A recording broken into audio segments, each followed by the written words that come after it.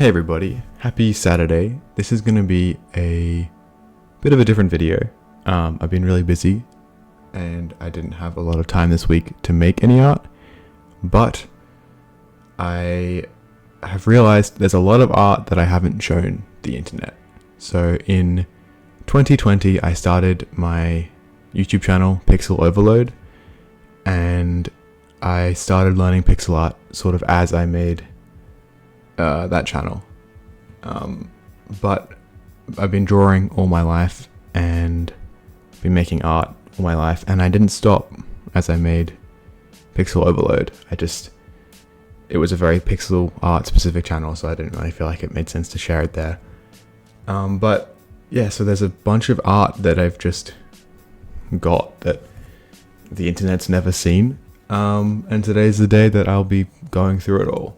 So I've done a couple little local markets and things, and for that I needed to have some prints to sell. So that's why all the stuff I'll be showing you today is in a printed format.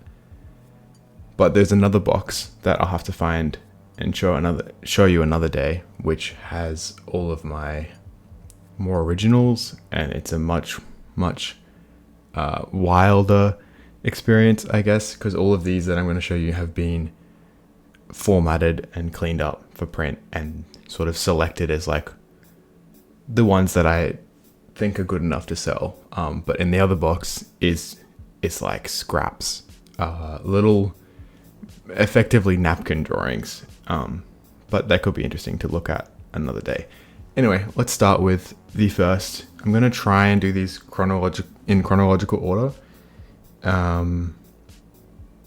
but it's not perfect. I don't remember when I made half of these things, but this here was one of my first attempts at digital painting, probably around 2020, to be honest. I did the line art in pen and paper first, all that black line art. It was a 3-point perspective drawing. There's 1 point around here, 1 point here, and then there's a vertical point that converges somewhere down here. But for the coloring, which I think is the most interesting part, is I had access to Photoshop, like Adobe Photoshop, back then, and I thought I want to try this whole digital coloring sort of thing. But all of the coloring was done with the default round brush in Photoshop. There's like sort of kind of a good example around here. I think you can kind of see it. And then this glow was just added with like the default round brush, but instead of 100% hardness, it was like 0% hardness. But yeah, so this one feels very old to me, but a lot of people have said, oh, this is great. So it's interesting. I guess my perspective on it is like, yeah, it's a very old piece to me, and I think I've come a long way since then. But yeah, maybe looking at it with fresh eyes, you can appreciate it. Yeah, so that's the first one. And then we have this set of two sort of doodles. There is a right way up. This is just from a time when I saw a lot of really cool artists on Instagram who just made insane looking mechs and people and cyberpunk stuff, and I really liked how they did all their tubing, so I sort of sketched little tubes in the corners of notebooks for a while, and this is sort of the culmination of learning that kind of design language, if you will, and being able to just sort of fill an A4 page. I don't think these were done in pencil first. I think I just went straight with the pen. It's very doodle-esque. Yeah, I'm not sure though. I don't know. It was a while ago. But then I added a little bit of chromatic aberration and some half toning. Wow, you really can't see that, can you? The grayish areas believe it or not, are halftone dots. But you just can't see that.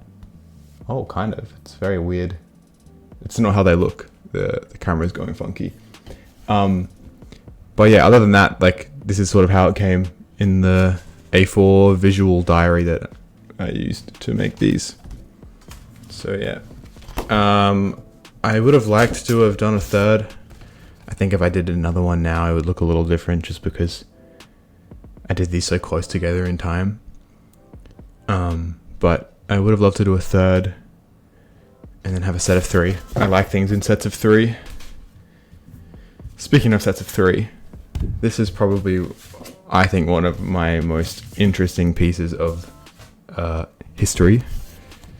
These are prints from a larger, bigger print, and they do line up. If I can figure this out, I think this one is like this, and then there's another one. I can't fit them all on camera right now, but so those two line up ish there, and then these two line up ish here. So this was a brown paper bag from a shop that I bought, and I was going through a time when I was really excited by painting or coloring or drawing on things that weren't white.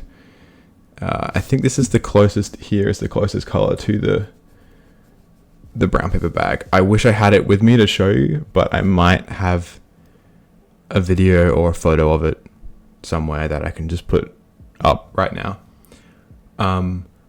But yeah, because you can use a white paint marker to get lighter than the background.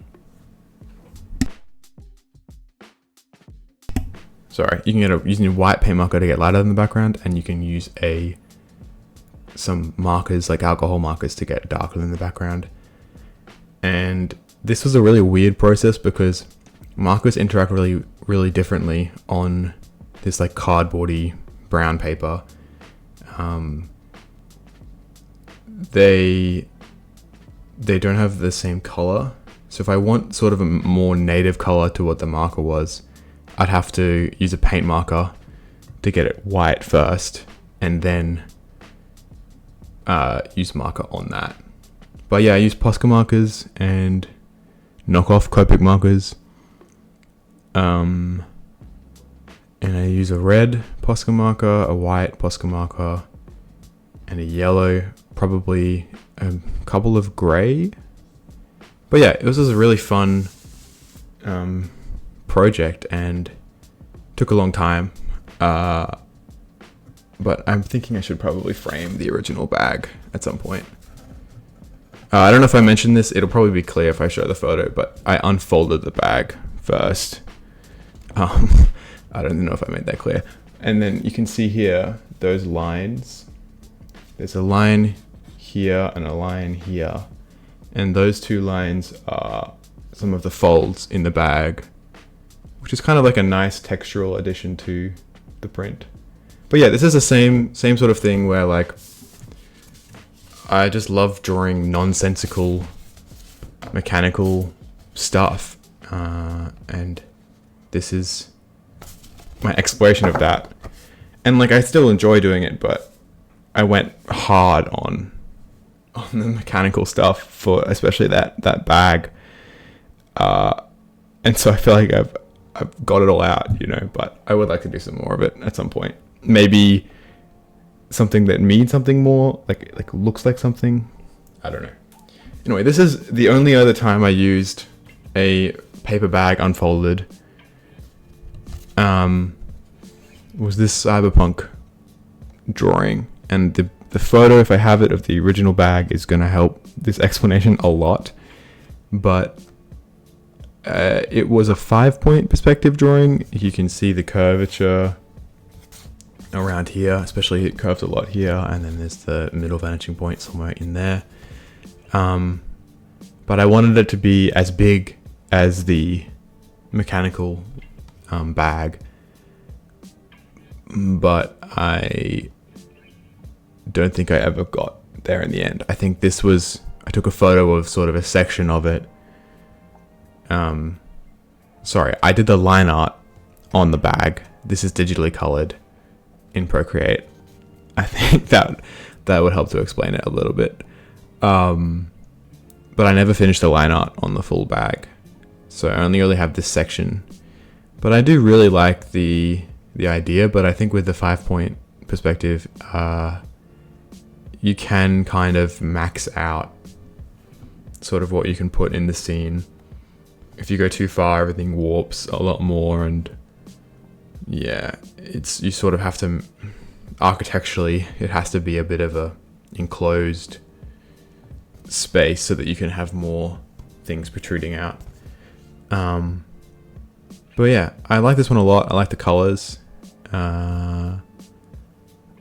Yeah, I do want to do more of this. I don't think I'm done doing Cyberpunk stuff, especially these apartments.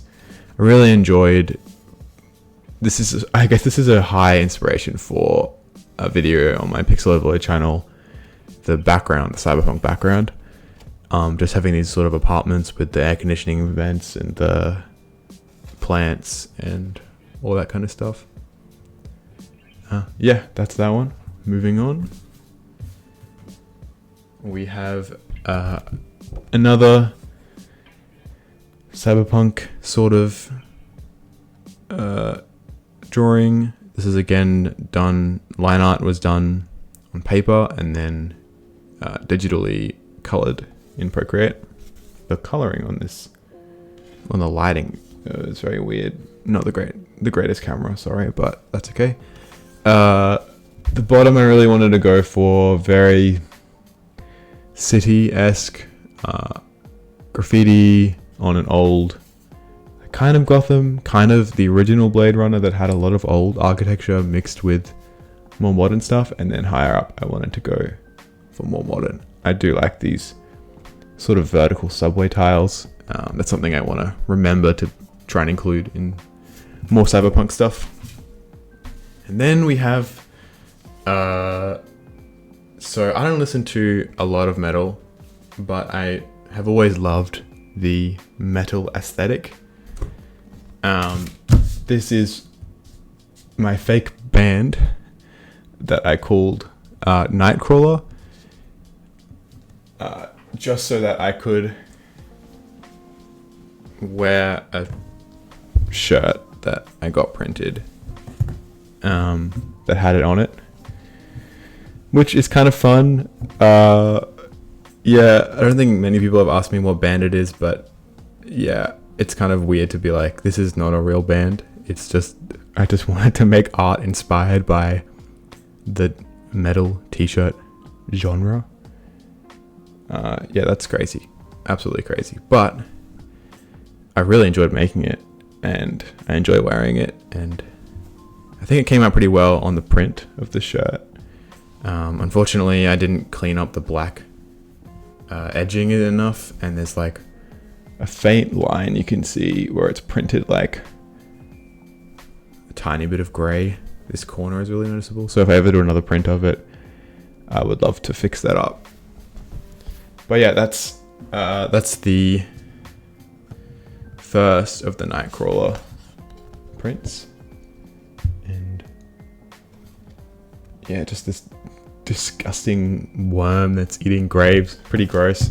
Yeah, and then I made some more. I haven't gotten t-shirts of these printed yet. It's been a long time and I haven't gotten around to it, but I wanted to do a sort of classic red and then a a purple one with some ravens or crows. I don't remember which I based them on. The purple is a little weird on this camera, but it's also a little weird on the print. This is one of those times where using RGB in Procreate just looks a lot better than anything printed. But yeah, I'd like to get shirts made of these, because the original green one, it is my favorite design. I think it's the best of the three, but it does give me a lot of joy wearing the shirt. And then I did some sort of gradient map variations of them, which are sort of inspired by the bleaching.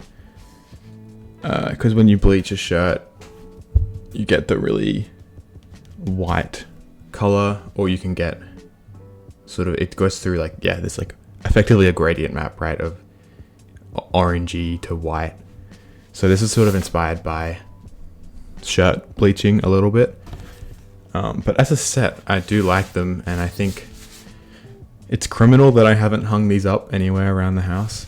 So I should probably get to framing them and hanging them up. I might even print them off at A3. Might be a bit nicer. But yeah, as a set, I think I quite like the orange gradient map version quite a lot as a set. Especially the ravens. I think there's just separating the gray and the orange with that gradient map has really distinguished the sky from the ground, whereas the purple one is really, really hard to see. So it is sort of not so much an issue with my like composition or placement of things, or even my shading. I think it is just a struggle with, I mean, this gravestone doesn't stand out very well anyway, but it is a color thing, I think. Yeah. Anyway, that's the Nightcrawler world, the fake Nightcrawler universe, I guess. And then, speaking of shirts, I made this for a shirt. A lot of the stuff I've made for things. You'll see that I'm going to pull up a bunch more stuff that was made for a thing, and then I realized it was a nice piece of art on its own, and then made prints of it. But this, I drew this, so this was put into Illustrator and vectorized, and then I added the colors in Illustrator. But the line art, which is all that dark green, was done in like 40 minutes, and it's probably one of my favorite pieces of art that I've made. Which sometimes it's like that, you just, I don't know, sometimes you just get a really good drawing, and yeah, it was just a sketch really. But yeah, I think I want to try either a 3-color screen print of this or a multicolor lino cut. Screen print would be more accurate and cleaner because there are a lot of sharp lines in here, but a lino cut would be pretty cool too. Yeah, I just have to learn. I'd have to learn photo emulsion for the screen print stuff. But yeah, I did some color variations because it was digital and very easy to do color variations. Yeah, I really want to make this into something. It's like, it's almost ready to be a traditional printing kind of method. I think that's originally the idea that I had, and then I just ran out of time. But yeah, that's probably one of my favorite pieces of art. And then we have another thing that was made for a jumper for a friend's birthday. Yeah, I don't know. That's the reason it exists. I don't have a lot to say about it. I sort of looked at more cutesy stuff. The texture of, oh wow, that's I couldn't show you the texture if I wanted to, but the line art is a textured brush in Procreate, and it's a nice kind of fuzzy look that I don't really have in a lot of other stuff, because a lot of stuff is scanned in line art from traditional pen and paper. And then we have a watercolor plus ink plus paint marker artwork that I did A3 for a phone case. Yeah, it's very, very different to a lot of the other stuff that I've made, especially if you think about like the Nightcrawler stuff. Very, very different. But yeah, I don't think I could ever really stick to a specific style. I just like making art in all sorts of styles, and it depends what I'm inspired by. And then we have this, which there's a theme with all of this stuff being made for something else, and then me realizing that's kind of just a nice thing on its own. These little happy plants, and you might have noticed them in a previous video, pouring tea at the start of the video, but they were originally made for this mug. So that's sort of why they're in like a kind of an odd format. They're quite long, but yeah, I really like these. Sometimes it's like I don't know if I could make a set of plants that I like as much as this right now if I tried. It's just like the mushroom art, the tree mushroom print. You kind of get lucky sometimes. But yeah, it's a nice mug. I should get some more printed, different designs and things, because I drink a lot of tea, and I drink a lot of tea on the channel. So yeah. And finally we have, I said finally, but it's not finally. I realized I've got more stuff. These crustaceans. So these are all done. I'll show you the top ones in a sec. These are all done on an A4 page each. And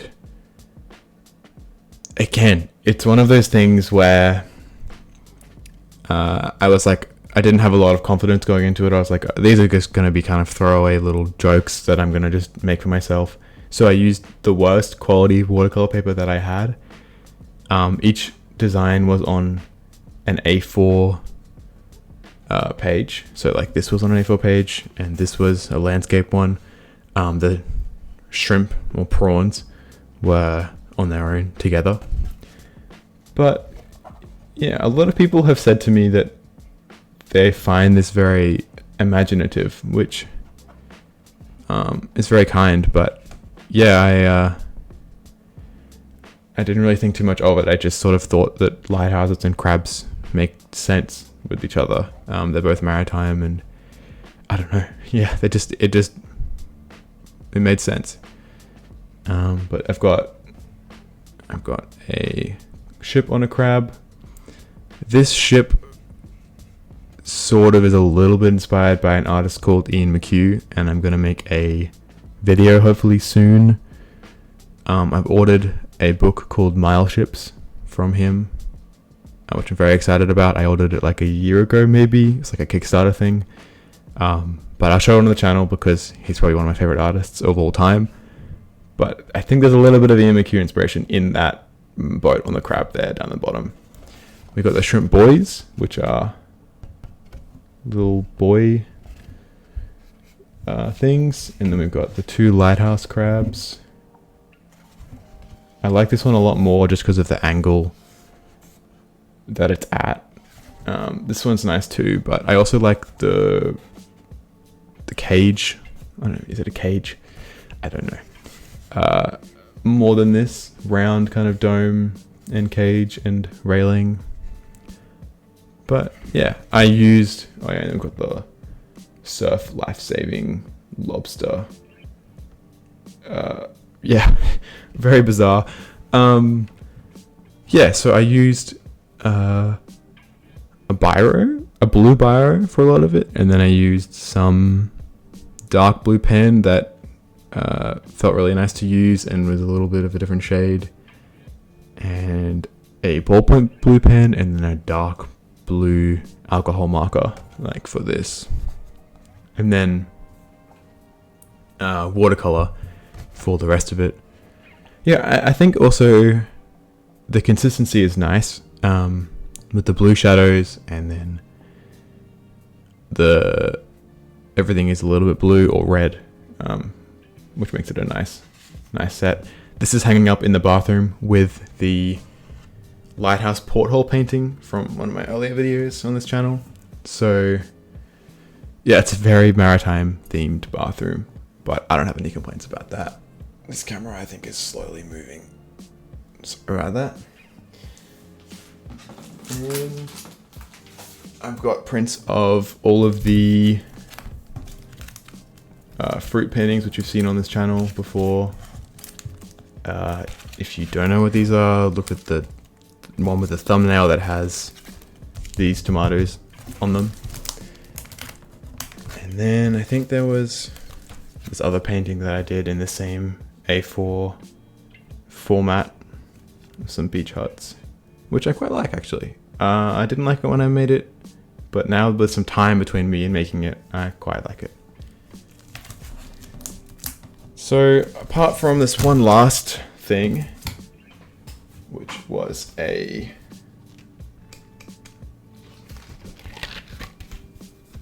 watercolor bookmark, watercolor calendar made of watercolor bookmark scans, and then each month I live in the southern hemisphere, so my March is autumn, we call it. Yeah, no apologies there. Yeah, so they're all sort of themed. May is the end of autumn, turning a little bit into winter, but not quite. And then we have our winter. And then into spring, which I sort of used as an opportunity to just draw waterfalls, because I love a good waterfall. And then into November. And then the summer ones are very beach-esque. I think some of these were in, especially this sort of bookmark here was inspired by something I saw on Pinterest. When I saw it, I realized, wow, you can just have 50% of the height of your painting, the sand and the like grassy shrubs that grow around beaches, and like 40% sky, and then just like 10% water, maybe even 5%. Like it's so, but it feels like a beach. Yeah, I was just sort of surprised by the emphasis of grassy, just like the beach grass and the fences and all of that lead up to a beach, and how much I liked that. I was yeah, kind of surprised about that. But yeah, so that's the calendar. I wanted to make a better calendar. I wanted to design the actual calendar part, and also the front cover didn't let me edit the template. So the front cover says, let's make this year the one to remember. So cool. I could not edit that text. Yeah, there's a lot of projects though that I need to sort of figure out how to turn them into something. Yeah, I am thinking about starting an online print shop, but it's gonna be a long process to get it up, and I don't know how many people will want to buy my prints of the art that I've shown you. So I don't know whether I should just send out the orders myself, or if I should find a printing place that will distribute them. Lots to think about for me, but one day there will be prints up, and once that's up, I will show you. I'll put it in the comments. How about that, of this video? The link to the site and where you can buy them and all that, once I figure that out. But until then, here's all the art that I made that I never showed the internet. It's a lot, but it's been years and years, and I don't know why I haven't made a channel or just branched out my Pixel Overlay channel to show more of this stuff before. I could not tell you that, but I'm happy that I'm doing it now, and Yeah, because I love making art, and I love making not just pixel art, but all kinds of weird and wacky art.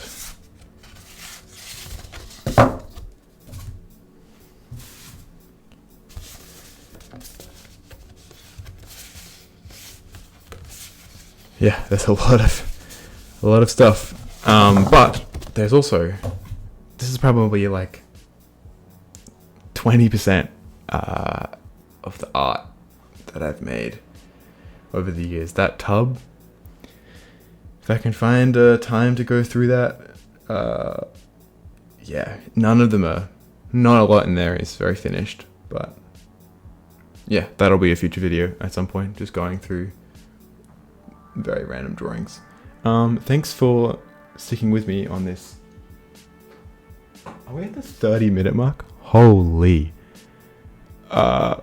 Thanks for watching this 30-minute video. If you stayed to the end, I rambled a lot, but I appreciate you sticking around, because that's a long time. Yeah, giant video. Very sorry. I hope you enjoy the rest of your Saturday. All right. That's all from me. Take care.